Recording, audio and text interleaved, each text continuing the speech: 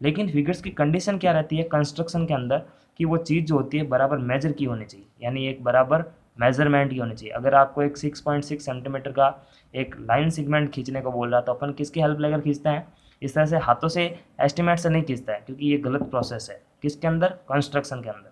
तो यहाँ पर अपन जो है स्केल की हेल्प लेकर बनाते हैं, ठीक है। तो बराबर मेजर की हुई फिगर्स होने चाहिए, तब जाकर है कंस्ट्रक्शन का जो रूल्स है उसको फॉलो किया जाता है। तो वो जो फिगर्स होती है एक मेजरमेंट की कब बनेगी, जब हमारे पास में कुछ टूल्स होंगे।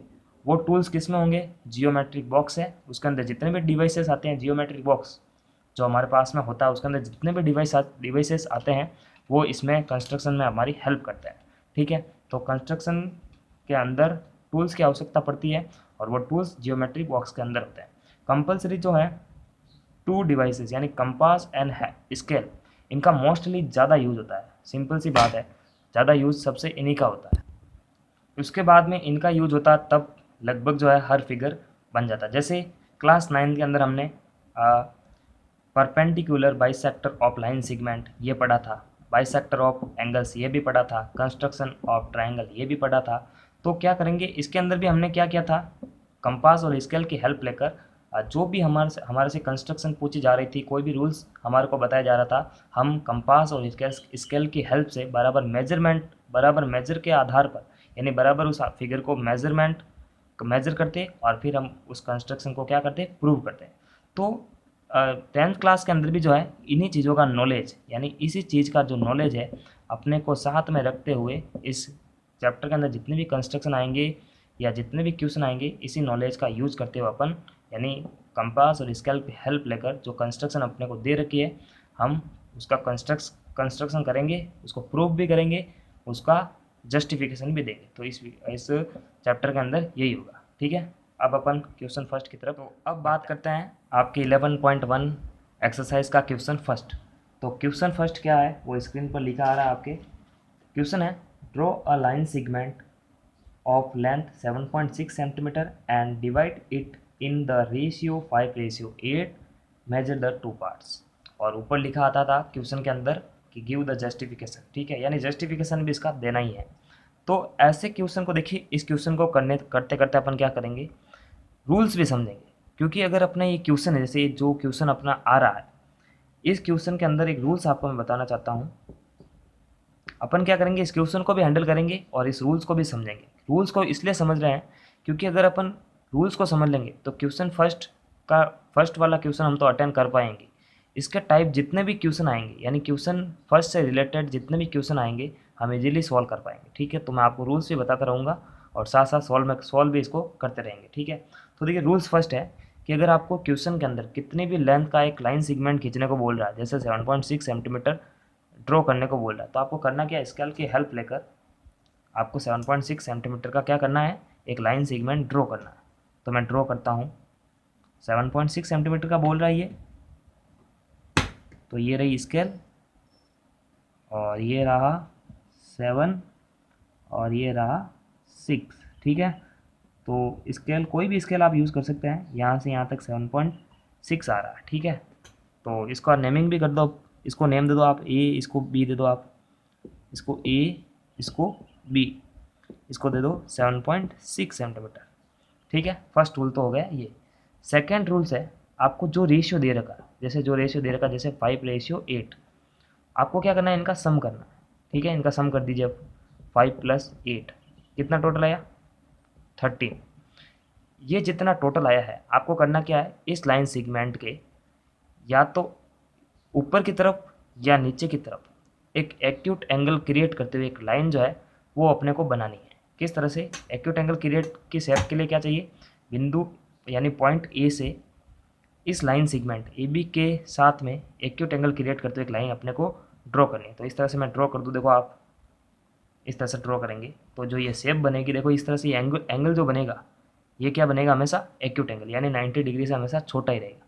ये लेंथ जो है, ये जो अपन रे बनाएंगे इस लाइन सेगमेंट के साथ में एक एक्यूट एंगल क्रिएट करते हुए एक रे बनाएंगे, और वो उसकी इतनी लेंथ होनी चाहिए कि उस पर जितना रेशियो का टोटल आया है, रेशियो का टोटल आया 13, तो 13 इक्वल लेंथ के आर्क जो अपन है इस पर कट कर सके। यानी जो ये हैं जिस पॉइंट से निकली हैं, किस पॉइंट से निकली हैं, ए पॉइंट से ए एक्स, ठीक है। तो ये अभी इसको ए एक्स नेमिंग मत दो, आपको क्या करना है, जितना टोटल आया है उतनी इक्वल लेंथ के आर्क इस पर कट करना है। तो 13 आर्क इस पर कट करेंगे अपन, पॉइंट ए को एज ए सेंटर, ठीक है, फर्स्ट आर्क। अब देखो इसको चेंज नहीं करना, सेम की सेम लेंथ रखते हुए जहाँ पर कटता रहेगा उस पर अपन नॉक रखते हुए आगे का चाप जो है यानी आगे का आर्क जो है वो कट करते जाएंगे। तो जितना टोटल आया है उतने इक्वल लेंथ के आर्क आपको इस रे पर बनाना है, ठीक है। तो कितने बनाना, 13 बनाना। तो ये तो हो गया 1, ये 2, ये 3, ये 4। अब मैं वीडियो पॉज करके आपको 13 आर्क बता दूंगा, ठीक है। आप इजी तरीके से बना सकते हैं इसे। तो इस तरह से देखो हमने जो है 13 चाप जो है 13 आर्क जो है इस पर, ये जो रे थी इस रे को क्या नाम देना अपने को, इस रे को नेम देना है ए एक्स, यानी देखो ए और ये हो गया एक्स। तो ए एक्स एक रे हमने क्रिएट की है ए बी के साथ में, जो एक्यूट एंगल क्रिएट करती हैं, उस पर जितना रेशियो का टोटल आया था उतनी इक्वल लेंथ के आर्क इस पर कट किए। तो अब इसका इन सभी का नेमिंग कर दो जितने भी आर्क आए हैं। तो इसको A1 दे दो, इसको A2, A3, A4, इसी तरह से 13 आर्क पर आपको नेमिंग देना है। तो देखो इसी तरीके से मैंने A13 तक जो है इनका नेमिंग कर दिया है। अब आपको करना क्या है, ये प्रोसेस हो गया 2, ये प्रोसेस है। अब थर्ड प्रोसेस क्या रहेगा, थर्ड स्टेप्स क्या रहेंगे। तो आपको करना क्या, जो लास्ट वाला आर्क है A13, इसका जो सेंटर है, देखो ये सेंटर हो गया, इसके सेंटर को B से ज्वाइन कर देना। यानी सिंपल सी बात मैं कहूँ तो A13 को B से ज्वाइन करवाना पड़ेगा, किसके हेल्प से, स्केल की हेल्प से, ठीक है। तो यहाँ पर इसका सेंटर, यहाँ पर इसका सेंटर, दोनों के सेंटर को सेंटर से ज्वाइन कर दो। तो ये हो गया थर्ड स्टेप। फोर्थ स्टेप क्या रहेगा, ये तो हो गया थर्ड स्टेप। फोर्थ स्टेप क्या रहेगा, आपको करना क्या है, इसके पैरेलल एक लाइन ड्रॉ करनी है। कैसे ड्रॉ करेंगे, देखिए जो रेशियो छोटा है, इन दोनों रेशियो में आपको देखना है रेशियो कौन सा छोटा है, 5 लेस देन 8। जो रेशियो छोटा होता है उसको एज ए सेंटर, देखो जो A5 होता है वो 5 के लिए, A6 6 के लिए, A8 8 के लिए, तो 5 के लिए A5 के लिए रहेगा A5। आपको करना क्या है, A5 का यूज करना है, ठीक है। तो A5 को इस तरह से डोनेट कर दो या डिनोट कर दो, ठीक है। अब आपको करना क्या है, इसके पैरेलल जो है A5 से एक लाइन ड्रॉ करनी है। क्यों ड्रॉ करनी है, क्योंकि रेशियो दे रखा है, जो रेशियो छोटा होता है, स्मॉल रेशियो होता है, उसको यूज़ करना है। तो 5 के लिए रहेगा A5। तो इसके पैरेलल यहाँ से एक लाइन ड्रॉ करेंगे। किस तरह से ड्रॉ करेंगे, आपको करना क्या है, A13 पर जो प्रकार का पॉइंट है यानी कंपास का जो पॉइंट है इसको यहाँ पर रखना है, ठीक है, एज ए सेंटर। यानी A13 को एज ए सेंटर अपनी मर्जी से कितना भी चाप आप जो है, कितना भी आर्क जो है इस तरह से ओपन कर लीजिए इसको, और इस तरह से यहाँ से एक आर्क ड्रॉ कीजिए यहाँ तक, ठीक है, इस लाइन तक। ये करने के बाद में यही की यही लेंथ का, इसको चेंज नहीं करना, यही की यही लेंथ का सेम आर्क आपको A5 पर एज ए सेंटर प्रकार का जो पॉइंट है यानी कंपास का जो पॉइंट है उसको यहाँ पर रख रहे हैं अपन, यहाँ पर रखते हुए एक आर्क ड्रॉ करेंगे सेम लेंथ का, लेंथ को बिल्कुल नहीं छेड़ना, ठीक है। अब आपको करना क्या, ये जो देखो ये जो आर्क आया है यानी ये जो आर्क हमने ड्रॉ किया है इसकी लेंथ को मेजर करना। किस तरह से, देखिए हमने जो आर्क बनाया था, यहाँ पर जो हमने एक आर्क ड्रॉ किया था, इसने यहाँ पर इंटरसेक्ट किया, इसने किया यहाँ पर इंटरसेक्ट। तो दोनों के इंटरसेक्शन पॉइंट को आपको क्या करना है, एज ए सेंटर। इसका इंटरसेक्शन ये रहा, इसका इंटरसेक्शन पॉइंट ये रहा, ठीक है। तो यहाँ पर कंपास की नॉक को रखेंगे अपन इस तरह से, यानी इसकी पॉइंट को रखते हुए यहाँ पर आर्क की जो लेंथ है इसको मेजर करेंगे। यानी देखो यहाँ पर इतना लाइन में था, ठीक है, यहाँ पर इसको मेजर करना कि इतनी इसकी लेंथ है, ठीक है, इसकी इतनी लेंथ मेजर हो गई। अब आपको करना क्या, इसको चेंज नहीं करना, सेम लेंथ का रखते हुए इसके इंटरसेक्शन पॉइंट को यहाँ पर रखते हुए एक आर्क ड्रॉ करना है, ठीक है। ये प्रोसेस हमने आ गया। अब आपको करना क्या है, A5 के थ्रू यहाँ से एक लाइन पास करनी है, ठीक है। तो ये 5 ये रहा, ये जो कट लगा था यहाँ पर इंटरसेक्शन पॉइंट आया था, इसके थ्रू यहाँ से एक लाइन ड्रॉ करेंगे जो क्या करेगा, इस AB लाइन सेगमेंट को किसी पॉइंट पर क्या करेगा, इंटरसेक्शन करेगा। तो यहाँ पर इंटरसेक्शन पॉइंट आएगा C, ठीक है। तो यहाँ से यहाँ तक 5 इक्वल रेशियो थे, तो इसको मैं मान लेता हूँ 5, और इसके बाद में बचेंगे कितने, 8, क्योंकि 5 + 8 = 13, तो यहाँ पर रहेगा 8। इस तरह से इस प्रोसेस के अकॉर्डिंग जो है एक लाइन सेगमेंट जो है जितना गिवन रेशियो था अपना उसमें क्या हो गया, डिवाइड हो गया। ठीक है। सेम सिस्टम मतलब बिल्कुल सिंपल प्रोसेस है, 5 स्टेप्स के अंदर हमने इसको बना दिया। तो देखिए इसके पैरेलल भी ये लाइन है, ठीक है। सिंपल सा प्रोसेस था, बस इस तरह से कर लेते हैं। अब बात आती है स्टेप्स ऑफ कंस्ट्रक्शन। अब बात करते हैं स्टेप्स ऑफ कंस्ट्रक्शन के, ठीक है। तो नॉर्मल सी फॉर्मेलिटीज़ है, मतलब देखिए आप क्लास 10th के स्टूडेंट हैं तो आप कंस्ट्रक्शन के स्टेप्स तो आसानी से लिख पाएंगे, ठीक है। फिर भी मैंने लिख रखा है, आप देखिए इसको जो यहाँ पर मैंने सभी लिख रखा है, यानी अपने क्या क्या जो जो किया है इस स्टेप्स के अंदर, यानी जो हमने कंस्ट्रक्शन कर रहे थे तब हमने जो जो चीज़ की थी बस वो इसके अंदर लिखनी है। सिंपल सा प्रोसेस है। तो आप सबसे पहला जो है वीडियो को पॉज करके इसका स्क्रीनशॉट आप ज़रूर ले लीजिए, उसके बाद में इसको लिख देना। और सिंपल है, बड़ा इसको समझाने की ज़रूरत भी नहीं है, फिर भी एक बार देख लेते हैं। सिंपल है। फर्स्ट स्टेप हमने क्या किया, draw a line segment 7.6 centimetre. तो हमने सबसे पहले यही कंस्ट्रक्शन में किया था, एक लाइन सेगमेंट ड्रॉ किया था। उसके बाद में ड्रॉ एनी रे ए एक्स, तो हमने एक एनी रे एक्स, यानी देखिए ए एक्स एक क्या बनाई थी हमने, एक रे बनाई थी। उसके बाद मेकिंग एन एक्यूट एंगल, यानी जो एक्यूट एंगल को क्रिएट कर रही थी, ठीक है, मेक कर रही थी विथ ए बी ओ, देख लो इस तरह से, यानी बी ए एक्स या कोई भी इसको कह सकते हैं आप। यहाँ थोड़ा सा गलत लिख रखा है, यहाँ पर है सॉरी, यहाँ पर लिख रखा है ए बी। तो यहाँ पर एक्यूट एंगल इस जो रे ने बनाया है वो ए बी के साथ में बनाया है, ठीक है। यानी ए बी के साथ में एक्यूट एंगल ए एक्स बनाती हुई एक रे है।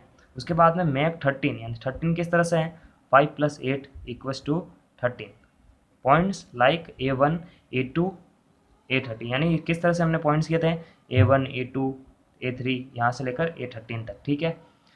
फिर यहाँ पर लिखा था ऑन AX, यानी AX पर हमने 13 आर कट किए थे, सच date A1 A2 A2 A3 A12 A30, यानी किस तरह से इनकी लेंथ जो है बराबर थी। उसके बाद में ज्वाइन B A13, यानी हमने B A13 को क्या किया, ज्वाइन किया। उसके बाद में फ्रॉम A5 ड्रोन A5 से, यानी A5 से हमने इसके पैरेलल एक क्या की था, क्या किया था, एक पैरेलल लाइन ड्रॉ की थी। इस तरह से हमने जो है C devices B in the given ratio, यानी जो रेशियो दे रखा था 5:8, इसके अंदर इसने क्या किया, इसको डिवाइड कर दिया। अब बारी आती है इसके जस्टिफिकेशन की। तो देखिए जस्टिफिकेशन किस तरह से देना है, इस तरह से आपको लिखना है, the construction can be justified by proving that AC/CB = 5/8। देखिए इस तरह से हमने क्यों लिखा है, क्योंकि देखिए इसको अपने को क्या प्रूव करना है, AC/CB = 5:8। तो हमने क्या लिखा था, इसको अपन देखिए कोई भी इस तरह से रेशियो के अंदर है A/B, तो इसको अपन किस तरह से लिख सकते हैं, A/B। तो हमने इसको भी इस तरह से लिख दिया और AB को भी इस फॉर्म के अंदर लिख दिया। अब आपको क्या लिखना है, प्रूफ बाई कंस्ट्रक्शन, यानी कंस्ट्रक्शन से हमने क्या मिला है, we have A5C parallel to A13B, यानी देखो कंस्ट्रक्शन से ये जो लाइन है, यानी ये जो लाइन है ये इस लाइन के क्या है, पैरेलल है, ठीक है।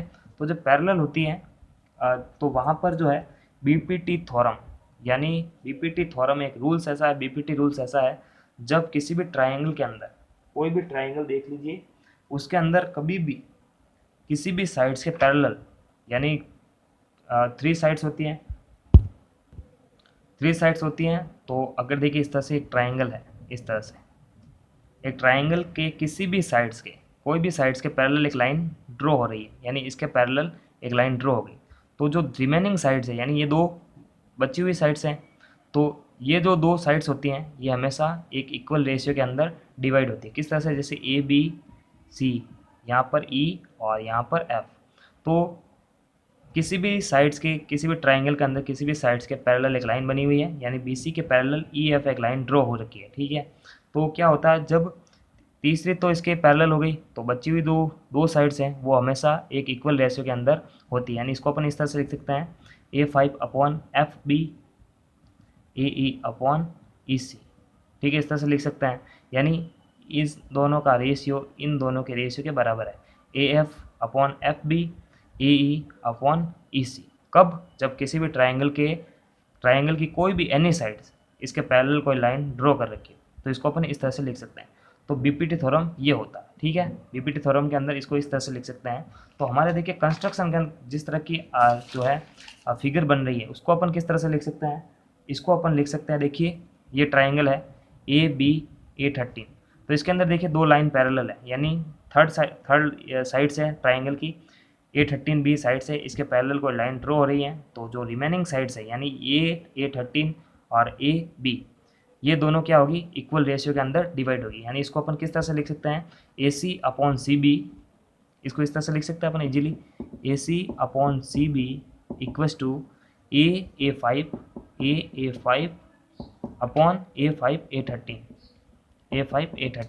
ठीक है, बीपीटी थ्योरम से। भाई ऊपर लिख देना इस तरह से। यानी देखो यहाँ पर इस तरह से आपको स्टेप्स लिखना है। द कंस्ट्रक्शन कैन बी, जो भी लिख रखा फॉर्मेलिटीज आपको लिखनी है, फिर प्रूफ लिखना है बाई कंस्ट्रक्शन, जो लाइन पैरेलल थी वो आपको बतानी है, उसके बाद में लिखना है by BPT theorem. BPT theorem कब लगता है, जब किसी भी ट्राइंगल की एक साइड्स के पैरेलल कोई साइड्स पास हो रही है। तो इस ट्राइंगल की एक साइड्स है, इसके पैरेलल ये लाइन है, तो रिमेनिंग जो साइड्स हैं वो इक्वल रेशियो के अंदर डिवाइड होगी। तो इसको इस तरह से लिख सकते हैं। उसके बाद देखिए A5 तक, A5 तक जो है इक्वल लेंथ के 5 आर्क रहे, तो यहाँ से इसको मैं 5 मान लूँ, तो इसको अपन लिख सकते हैं 5, और इसको लिख सकते हैं यहाँ से यहाँ तक कितने आर्क कट होंगे, 8 कट होंगे, क्योंकि यहाँ से यहाँ तक 8 कट इसलिए होंगे क्योंकि 8 + 5 = 13, क्योंकि टोटल आर्क कितने थे जो हमने कट किए थे AX एक रे पर, तो 13 के थे, तो यहाँ पर तो हो गया 5, तो यहाँ पर कितने बचेंगे, अब 8 बचेंगे, तो इसको अपन यहाँ से यहाँ तक लिख सकते हैं 8। तो यहाँ पर ये इसके इक्वल है और ये इसके इक्वल है, तो ये भी इसके इक्वल होगा, तो इसको अपन इस तरह से लिख सकते हैं AC/CB इक्वल्स टू 5/8। तो 5/8 का मतलब क्या होता है, 5:8। तो अपन लास्ट के अंदर लाइन लिखेंगे, लास्ट के अंदर लाइन लिख देंगे, thus the construction is proved, ठीक है। द कंस्ट्रक्शन, यहाँ पे जो भी आप लिखते हैं, हैंस द कंस्ट्रक्शन प्रूव्ड। तो इस तरह से ये क्वेश्चन फर्स्ट पूरा कंप्लीट हो जाता है। एक और चीज़ कि कभी भी आपको क्वेश्चन के अंदर अगर जस्टिफिकेशन नहीं पूछ रखा है तो आपको वहाँ पर जस्टिफिकेशन नहीं देना है। अगर जस्टिफिकेशन का वहाँ पर क्लियर लिखा आ रहा है तो आपको जस्टिफिकेशन देना है, ठीक है। और क्वेश्चन के अंदर एक और चीज़ है कि इसको आपको मेजर भी करना है, तो यहाँ से यहाँ तक इसको मेजर करते हैं, तो स्केल की यानी 2 पार्ट्स कौन से थे जो हमने लाइन को डिवाइड किया था, तो लाइन के 2 पार्ट्स आ गए, ये भी लाइन सेगमेंट के 2 पार्ट्स आ गए, AC और CB, तो इनको मेजर करना है। तो यहाँ से यहाँ तक आ रहा है 3 और यहाँ से यहाँ तक आ रहा है 4.6, ऐसा कुछ आएगा, ठीक है। तो 3 + 4.6 = 7.6 सेंटीमीटर, क्योंकि टोटली इतनी लेंथ कितनी थी, क्योंकि ये 2 पार्ट्स मिलकर ही इस AB को बनाता है।